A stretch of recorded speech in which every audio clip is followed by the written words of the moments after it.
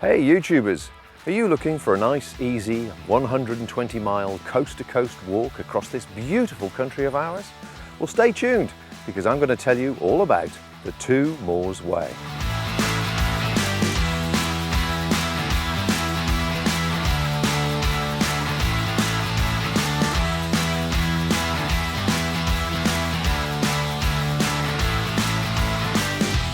In May 2017, I walked the 120 miles along Devon's coast-to-coast path. It's a beautiful path from Wembury in the south to Lynmouth in the north along the Two Moors Way. I used the Cicerone Press Two Moors Way guide as my Bible for the trip, and I approached it from a lightweight backpacking perspective. That is a sub 8 kilo pack using a bivvy and tarp along the way. Along with this video showing the route and the scenes, I also produced an 8-part audio podcast series which can be found over on theoutdoorstation.co.uk. There's also a second video which will show you all the equipment that I took, keeping the rucksack below the 8 kilo mark, and a quick review of the equipment and how it performed. So let's get into it. Join me on this beautiful walk in this magnificent part of the country along the Two Moors Way. As you can see, Wembury is only just south of Plymouth, and it was a fairly simple taxi journey to get there, and actually good value for money. It's nowhere near as expensive as I was anticipating. So I made myself my way down to the beach here. You'll see from the video we're about to show you all the subtleties and the beauties of this particular section, so I'll just quickly skip through some of the mapping. Getting out of Wembury wasn't too difficult. There are lots of little footpaths that go to private holiday accommodation, so it was easy to get confused. But very, very quickly, within half an hour or so, I was walking through some lovely, glorious countryside walking, surrounded by bluebells, wildflowers, wild garlic, crossing many fields, some of which are oilseed rape, all of which you'll see on the video. Now, this particular little bridge here, this Packhorse Bridge at Spridlestone, I do a little video piece there, and that's very charming. And then I continued on through to Herington. Now, in Herington, there is a public house, so I stopped for a pint and to top up with some chips. It was sort of 5 o'clock-ish, 6 o'clock-ish, I think, by the time I got there. Of course, I didn't start from Wembury until, well, midday-ish, lunchtime, I seem to remember. And there's also a small shop, and the lady in the shop was very welcoming. She filled me up with water, and I bought some pasties there and some food and munchies for later. And from Herington, I was really looking for a place to wild camp.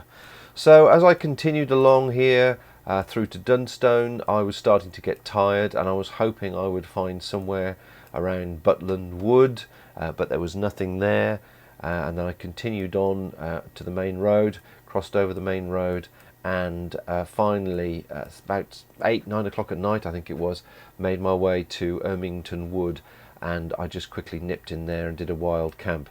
Didn't feel particularly comfortable. All the land is obviously cultivated or obviously private property, so there wasn't opportunity really to feel comfortable with the wild camp.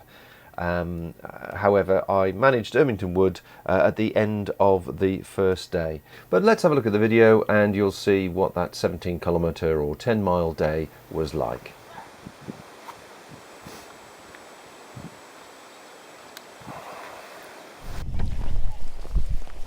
Well, here it is, the sign, coast to coast, Lynmouth, 117 miles. Initially starting on the Plym Trail, it joins the Two Moors Way, and hopefully tomorrow I shall be heading across Dartmoor.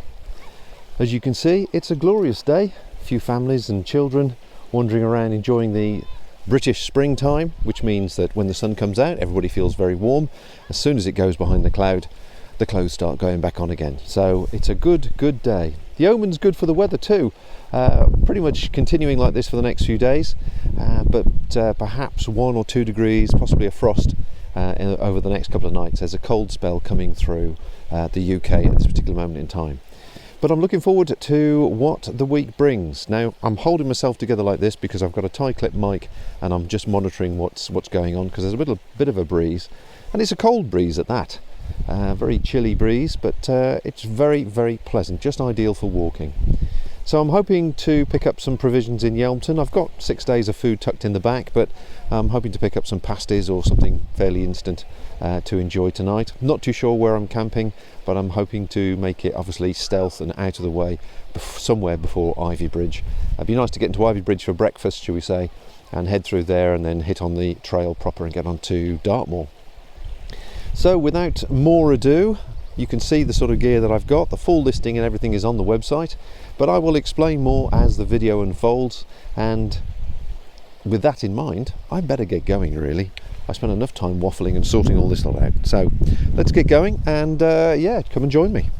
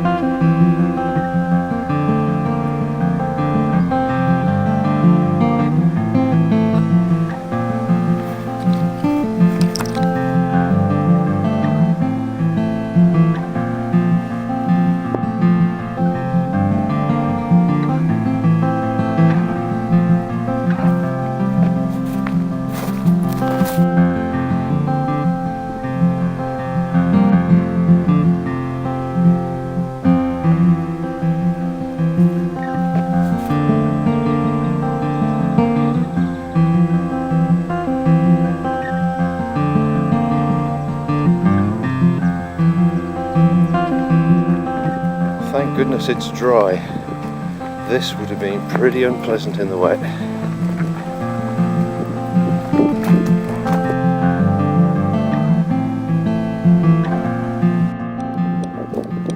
This is when you have curious locals.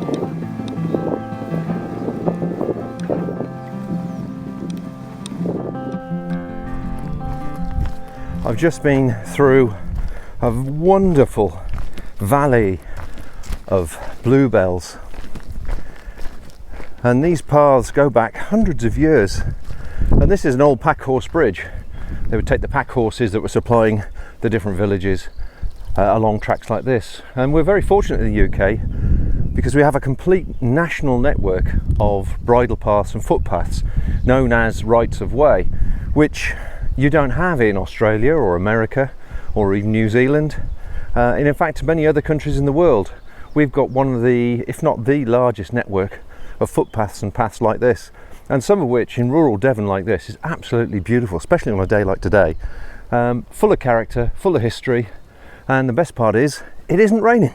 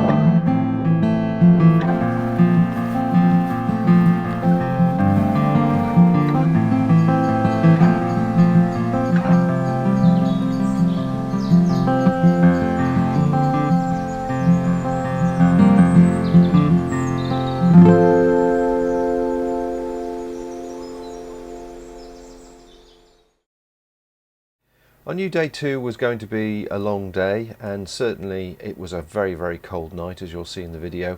A very, very hard frost, and it was forecast again for that night as well, the end of day two. But my challenge on day two was the fact that I had to get to Holne because I was going to interview Sue Vickers, the author of the Two Moors Way Cicerone Press guidebook. So I had to crack on really and be sure of getting there. In the end, it turned out to be a 27-kilometre day. It's like, what, 17 odd miles. And as you'll see in the video, I didn't have the best night's sleep, so I was sort of fairly tired before I started. However, I got up and into Ivy Bridge at a very respectable time in time for breakfast, which was a lovely bacon sandwich and some tea.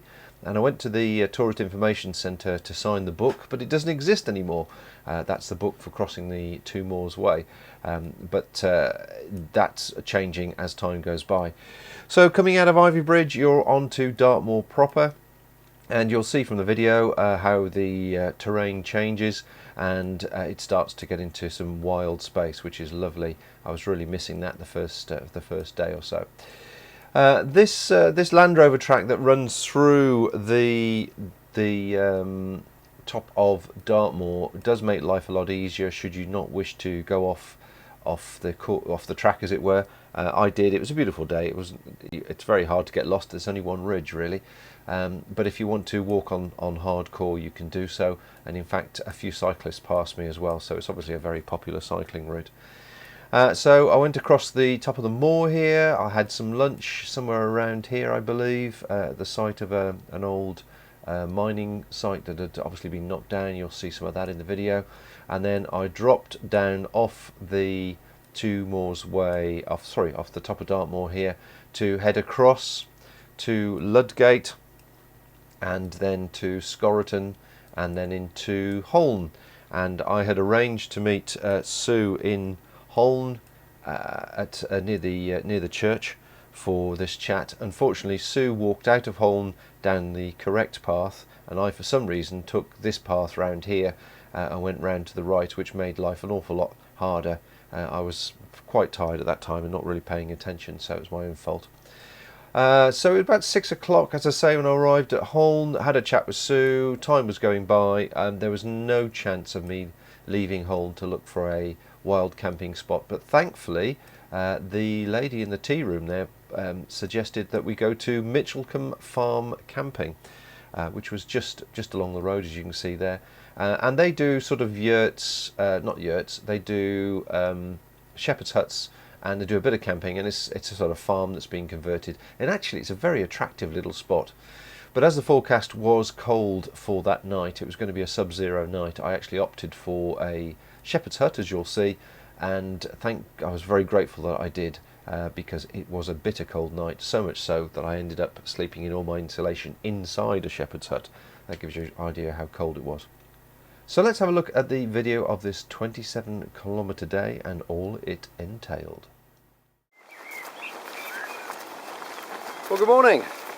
It's the start of day 2, and I wild camped last night near Herington. Thankfully in just the right place, because there was a hard frost last night and I managed to miss it with my location. So I'm heading down to Ivy Bridge now for breakfast. It's just gone 7 o'clock. It's a beautiful day, another beautiful day. Got song thrushes singing accompanying me on my way, and again just fields of wild garlic, or hedgerows of wild garlic, bluebells. Haven't seen any oilseed rape this morning, but there's time yet, and I can start to see the first of Dartmoor's tours over there ahead of me, coming out of Ivy Bridge. So I'm going to go and find some breakfast, get away from this frosty ground and get into some paths which are lit by sunshine, and fingers crossed enjoy the rest of the day. Picked up a nice juicy pasty at Herington yesterday at the shop. The lady at the shop was very helpful, topped me up with water and heard about the walk. Had a bit of a chat there, and I stopped at the pub as well to have a quick one and top up with some chips and use the facilities. So all in all, good day yesterday, and apart from a frosty cold night last night, indications are good for today as well. So let's see what it brings.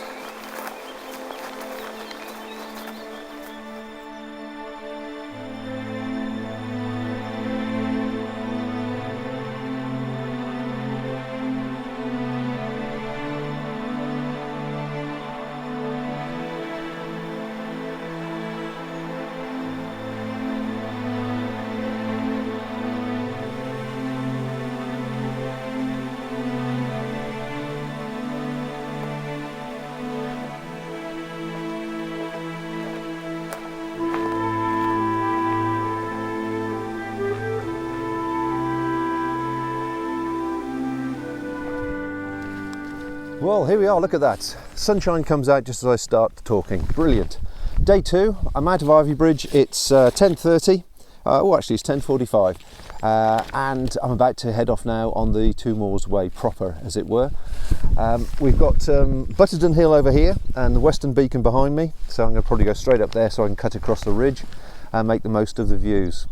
I decided to change out of my generator smock because it had Primaloft in it and it was just getting a little bit too warm, particularly with that long climb up the track, and I'm sure but the climb behind me will get me warm as well. And so I've dropped into the Montane Spine, which is only a little bit heavier than a wind shirt, which feels just right actually. I just feel just right at the moment, so it'll be good I think. I've done a bit of housekeeping with the bag, got everything sorted, got some munchies ready, picked up a monster pasty yesterday in Yelmton. That's going to be my lunch. Got loads of water, people have been really good giving me some fresh water, and got the old carbon poles, the Trailblaze Sky Runners ready to go. I need 4-wheel drive today I think. Didn't have the best sleep last night, a bit broken, so feeling a bit tired today, so I could do with getting to Holne, getting past Holne and finding somewhere on Dartmoor which would be just right to camp. So I'm looking forward to that. I've got the official footpath series map here, and obviously I've got the guidebook as well, and I've got the Route Buddy software, so I can't go wrong really, and a compass, so I'll make sure I've got everything. So I'm pretty well ready to go. So I'm going to take you along with me, and if I see some good views, which I fully anticipate in this weather, I shall make sure I record it for you. So I'll catch you in a bit.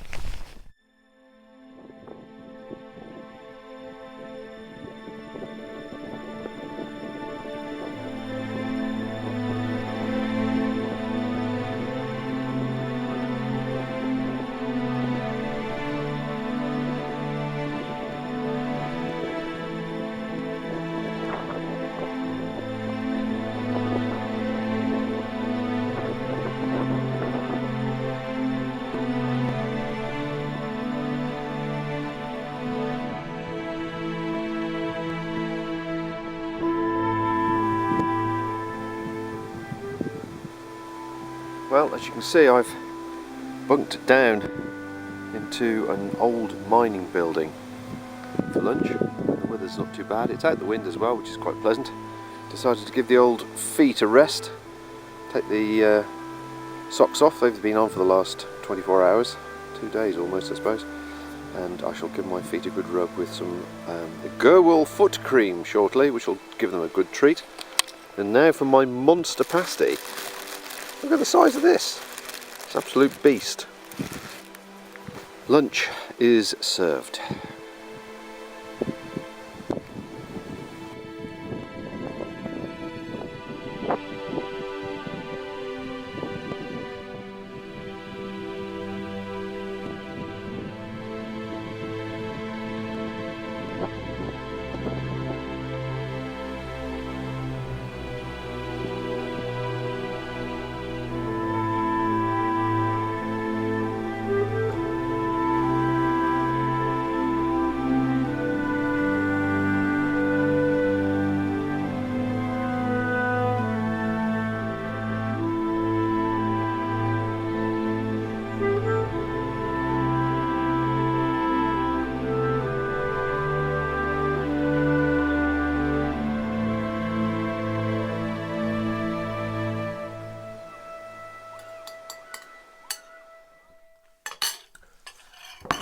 Well, unfortunately, it's a straight cough, Gov. You've got me banged to rights. Yes, my wild camping tonight, as you can see behind me, is slightly more luxurious than anticipated. Various reasons for that. I arrived at Holne and I would be quite honest to say I was on my knees, mainly because the previous night had been so disappointing as regards the sleep. For whatever reason, whether it was the wild camping or it was the cold or it was numerous other things, I don't know. So that unfortunately set the day off at 6 o'clock in the morning when I set off, and I got into Holne just before 6 as well. So it's a 12-hour day. And I have just interviewed Sue Vickers, who is the author of the actual guide, The Two Moors Way. And discussing the whole wild camping approach to this particular trip, and it sounds like it's going to be pretty difficult. She suggested asking permission, as you should do anyway, for the landowners, certainly after Dartmoor, which is a 30-mile stretch. And then Exmoor, of course, actually aggressively forbids it. So that throws up another thing. So they are working on developing the Two Moors Way website, and they're adding accommodation to it all the time, and apparently it's gaining a lot more interest, which is good. So by the time you see this, there could be a lot more accommodation there, so do your research first. The other reason to do your research first is the signal out here is so bad, just literally finding somebody and then trying to give them a call and see if they've got any vacancy or not is pretty difficult. So proper preparation and planning and all that. So tomorrow it looks like I can do a fairly reasonable day tomorrow and do a wild camp on Dartmoor for sure. And there's a couple of locations for that. And then after that I've got a 30-mile cross-country jaunt. And the other thing that adds to the confusion is she was telling me a lot of the services and facilities are not available, such as shops and pubs. The pub in Holne's closed. So if I was relying on that tonight, that would have been disappointing.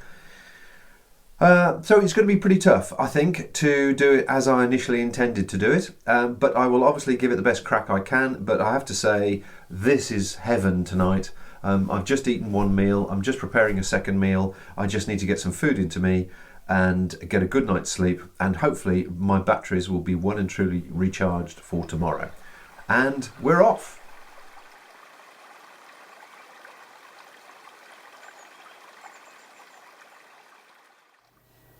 So although it was a cold night in the shepherd's hut and I slept with all my insulation on, I was very glad to have the cooking facilities, and I was able to rustle up a couple of bowls of porridge to start the day. And it was another glorious day's walking. Lovely, bright and sunny, but very cold at times with a bitter wind. Looking for opportunities to wild camp, there were very, very few along this section, and certainly if you listen to the podcast where I interview Sue Vickers, you'll hear the full story on the camping opportunities, which are a bit thin on the ground to say the least on the Two Moors Way. But that doesn't take away anything that it was still a beautiful walk, and you're continually surrounded by bluebells, wildflowers, wild garlic, oilseed rape. It's so picturesque, or it was for me on that particular time. Down at Pondsworth is quite sweet. You'll see in the video there's an actual stream that runs through the middle of the road, which is quite attractive. And I wandered alongside the river there down to Jordan, where I actually picked up some wood for my little wood burning stove, which I carried with me for some time. Now going up back onto Widcombe on Moor, and then heading up here to Hameldown Beacon. And again you'll see on the video how open and lovely that is. Again a chilly walk, but very refreshing and really enjoyable. The most interesting thing up here is this place here, Grimspound, which dates back to 1300 BC. So it's a walled enclosure which they reckon at one stage contained 24 buildings, and that is worth looking at. It's very eerie. Tucked away in this little re-entrant here, so it's out of the wind from the east, but 1300 BC, you've got to be pretty tough to live up there. But beautifully located from a camping spot. There's a stream that runs down one side, so they had plenty of fresh water, and the construction of the buildings looked like they were pretty substantial. So if you're into that sort of thing, that is well worth a visit. But I continued across to Hookney Tor, then over to the main road here, and just along the main road is the Warren House pub. So I called into the Warren House pub for lunch and had a meal there and a drink. I have to say they weren't the most welcoming people in the world, and they were quite disinterested when I told them about the Two Moors Way and how it's being relaunched at the moment. But there you go, can't please everyone all the time. So I continued to Chagford Common, and finally, as you'll see on the video, at the end of Chagford Common I found a nice little spot to wild camp, and I do a little video piece showing my tarp and bivvy setup there. So that's the end of the 23-kilometre day. That's 14.5 miles.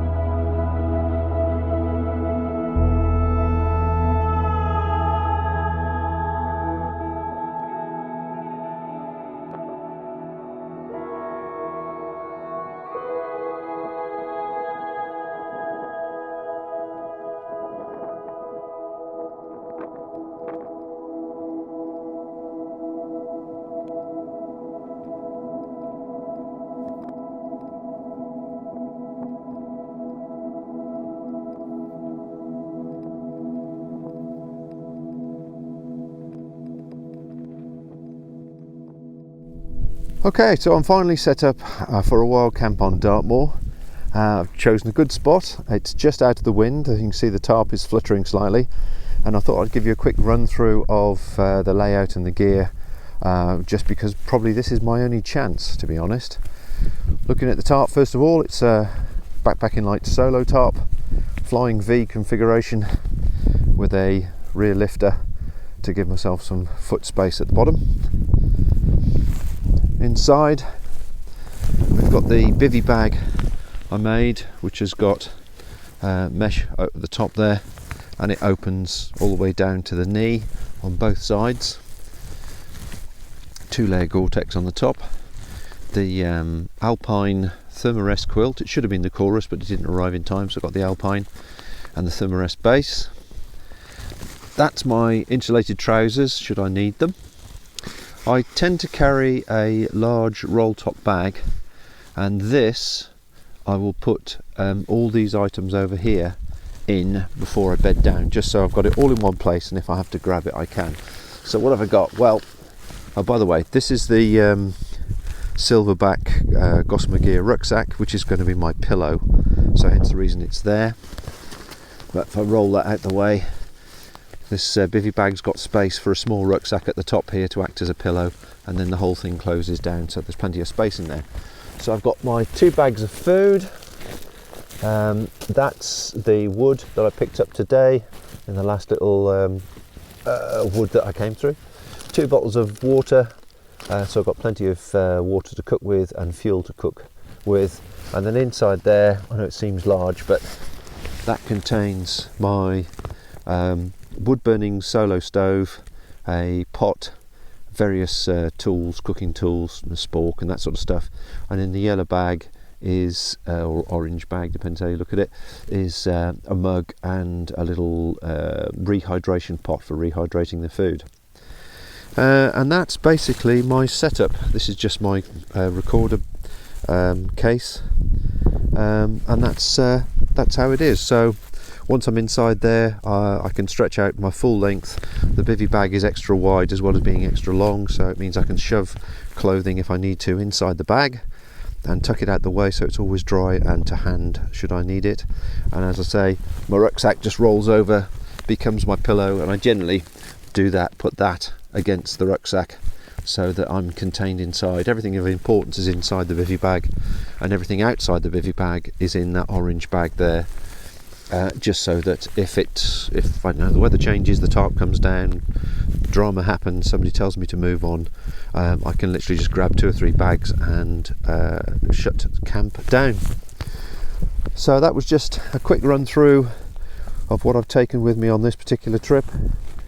The total weight of all that is about 8 kilos, excluding the food and the water, and some of the items I'm actually wearing. And I'm currently wearing at the moment my insulation layer and waterproof, the spine waterproof jacket, which is acting as a bit of a wind shirt really, because this wind is not very strong, but it's very, very cold, very bitter. So that's the gear that I've used on this trip. This is the first, if I like, proper wild camp where I feel comfortable camping, and we will see what happens after this.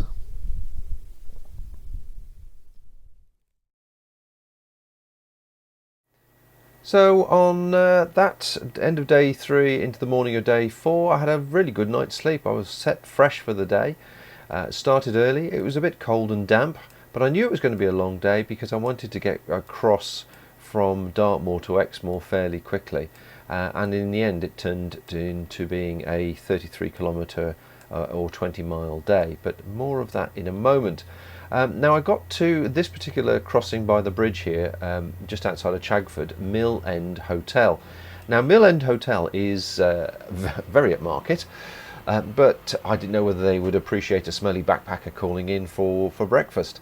But I just missed the breakfast hours, but they did give me a pot of tea and said I could help myself to some of the fresh fruit that was on the breakfast table, and it only cost a few pounds, so it was really good. So I charged up my phone there, used the facilities, had some breakfast, had a nice cup of tea, and I was set. So off I trundled and continued all the way through here, onto Piddledown Common, over to Drewstington. Now Drewstington, you'll see on the video a couple of clips. It's a thatched cottage village basically. Most of the buildings in the village are thatched, making it very, very British, very Midsummer Murders, and extremely attractive. And they had a beer festival on that weekend, which would have been nice, but unfortunately I had to carry on. They've got a post office there, so I topped up with, and a shop, so I topped up with munchies and that sort of thing, and some fresh fruit, and carried on. And I trundled on to, well, really looking for the best place for a wild camp. I was hoping to find something around Hittersley, but really, again, very cultivated, very well maintained by the farms, and it gave you the impression that it wouldn't be appreciated. So I went along the road section there, and I was starting to get tired now. It did turn into a long day, and as I approached, let's move down the map here, where are we? Cobblestone, I got to Morchard Road. As I approached Morchard Road, there's a couple of copses here. This one here, I thought that would be suitable for a wild camp, but it was either really just inappropriate, really, either the location or the fact it was covered in thorns and other things which technical fabric is not a great appreciator of.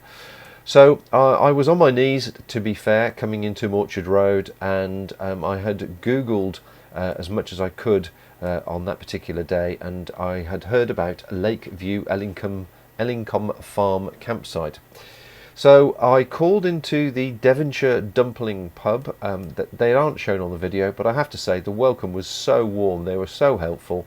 I used their Wi-Fi and confirmed that the campsite in fact was literally 200 or 300 yards up the road. So I had a meal there, a pint, and felt much better about the world as I crawled into Lakeview, which is basically a little field next to a fishing pond which fishermen use. It had a portaloo and a tap, and that was it. But to be fair, that's all I needed. So as you'll see in the video, you'll see the tarp setup I had that night. Unfortunately it was between two sort of noisiest roads, but not to worry, I was tired and I slept relatively well. So let's have a look at the video.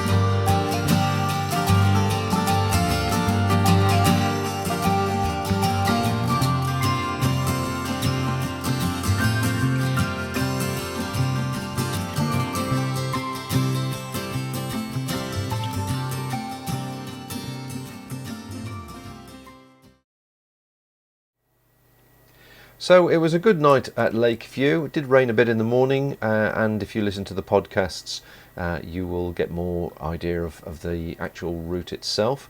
But I started off fairly early and headed to Morcher Bishop, and once again was blessed with good walking weather. And I have to say, this particular walk does take in the best that England can offer.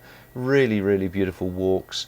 A lot of tree-lined paths, a lot of stone-walled paths, so old that trees are growing out of the wall itself and out of the stone itself. Really super.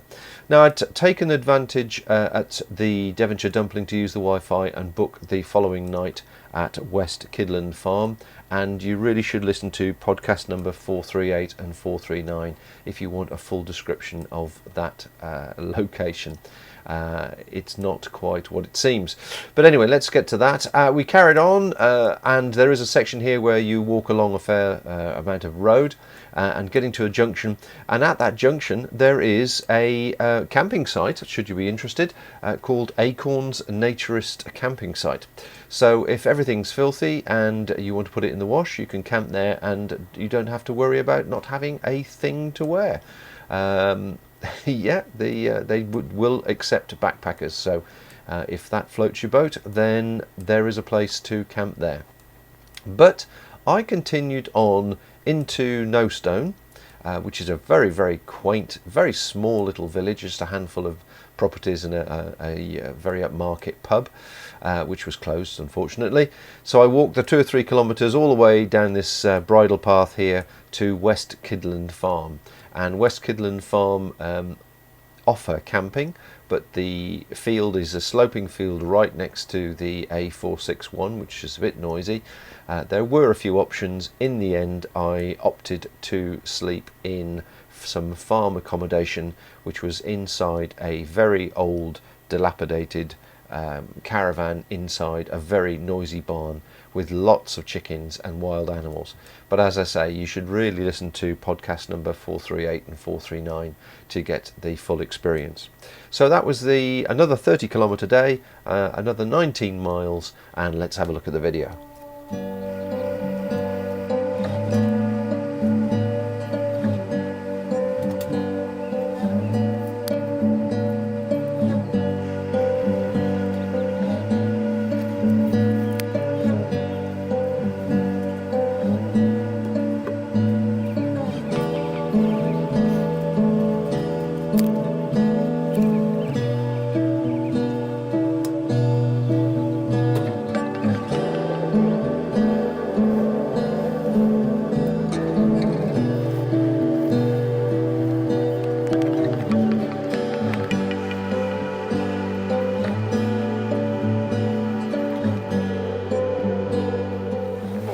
Chaps, coming through.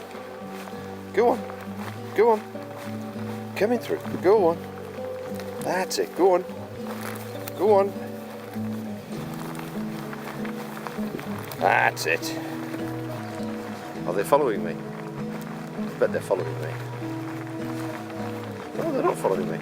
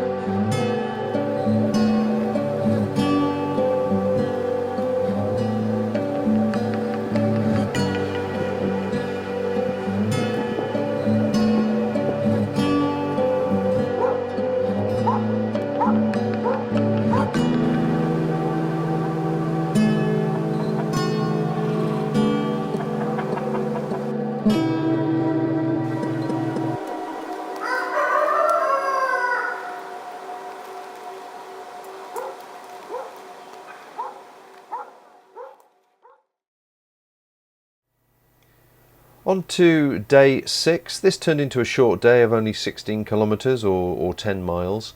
I came out of West Kidland Farm. You'll see in the video that I had an early morning call of around 5 o'clock from the cockerels, which was charming, but I did also have several eggs as well, which I boiled up for breakfast, so I had a good start to the day really.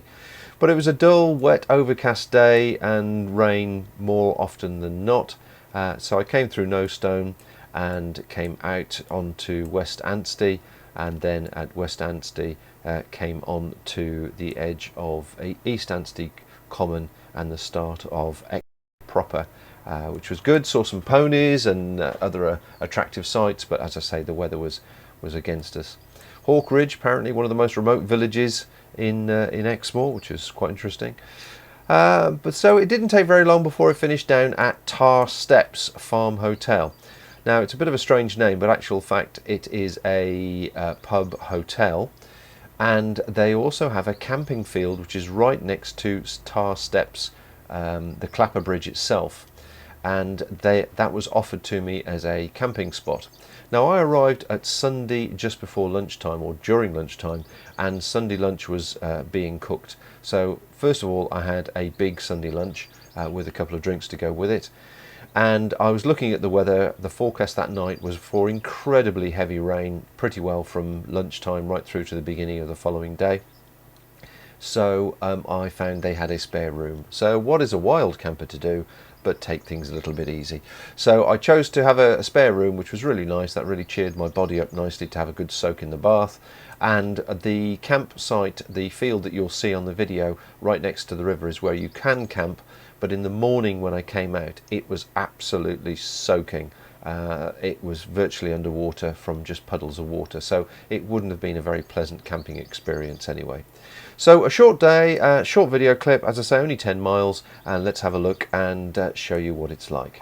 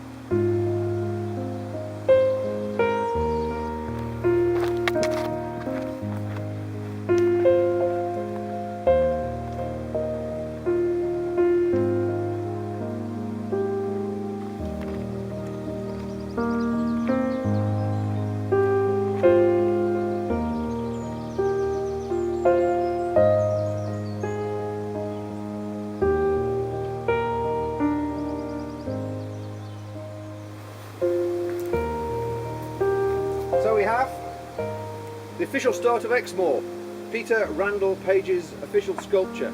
Apparently the other half is over in Dartmoor somewhere, but I walked past that one, I missed it. Shortly after this we're going to Hawk Ridge, which is the most remote village in Exmoor.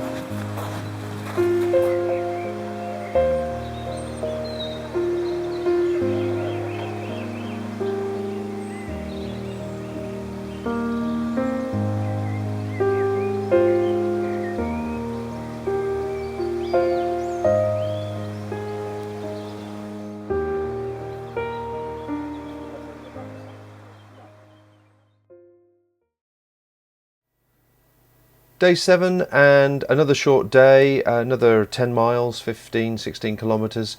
I wasn't rushing now because I had arranged to finish on a certain day, so I had a lift back. And in fact, because I had done such longer days prior, all of a sudden I was just sauntering on 10-mile days, which was okay. It was quite nice just to ease off. But as you'll see on the video, as you come out of Tarr steps there, you'll see the water that the campsite was under, so I was quite glad to have stayed in the hotel that night. Very wet and slippery along the side of the river, understandably after the weather, and you'll see that clearly as well. And you start to come into Withypool. Withypool, a nice little village, toilets, cafe, shop, etc, etc, and stopping there I actually met a couple of other backpackers, which was really nice to have a bit of a chat, who were also doing the Two Moors Way along with their little cocker spaniel dog. So I left them behind and set off towards the Exmoor proper again, and got out onto the track, and I was really hoping that this particular area would provide a wild camp night that would be super. As you'll see, unfortunately it's been completely cut down, but it would have been ideal, right by the river, tucked out of the way of the trees. Nobody would have seen me down there, and it would have made a super spot. So I continued on looking for another potential camping spot. I got as far as this little area here, I think. Yeah, that little area there, which was, again you'll see in the map, just a beach area slightly off the track down by the river, which would have been nice, but unfortunately it was all shale, so I couldn't get a peg in, and the way there was just nowhere to pitch the tarp in a sensible way. So I continued on and made it to Simonsbath, or Simonsbath. I met up with the two backpackers again, and we sat outside the hotel at just before opening time, along with about 20-25 other walkers who had started from Lynmouth and were also looking for a meal and a drink, and the pub just didn't open, which was bizarre really. It was obviously a Monday, and there was at least a few £100 worth of business there, but the owner chose not to. However, on the route itself, just around the back of Simonsbath, there is a car parking area, toilets, and sort of a play area. So we pitched up there and had a little wild camp there, which you'll see in the video. So a short day, and a shame that we couldn't finish it with a celebratory drink at Simonsbath. But there you go, such is life. And let's have a look at the video.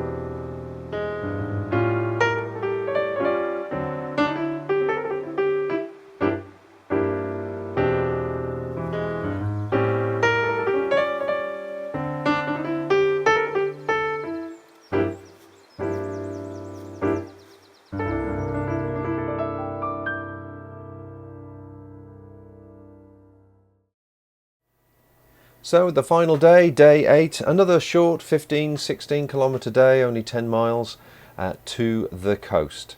I was joined by the two backpackers I mentioned, Caroline and Pete, and their little Cocker Spaniel. So we spent the night at the Simonsbath car parking area around the back there, and then set off and had a charming day really. Pleasant, very pleasant weather, as you'll see in the video. Just walking and chewing the fat as you do when you're walking with somebody across the last part of Exmoor. Not an awful lot more to say about this. Easy navigation, easy walking.